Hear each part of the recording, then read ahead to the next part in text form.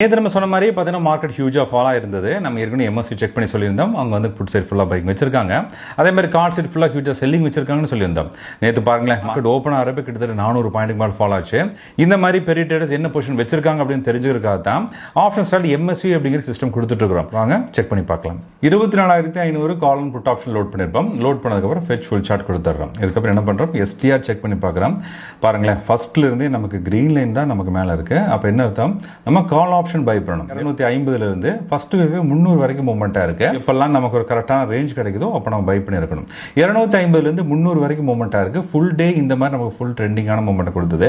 ஒவ்வொரு தடவையும் நம்ம விவேப் அண்ட் எக்ஸ்ஆர்பியில் நமக்கு சப்போர்ட் எடுக்கிறப்போ நமக்கு ஒரு ஹை மொமெண்டம் ட்ரேட் கிடைச்சது. மண்டே மார்க்கெட் எப்படி இருக்குன்னு தெரிஞ்சுக்கிறதுக்காக 24,700 call and put option load பண்ணியிருக்கோம்.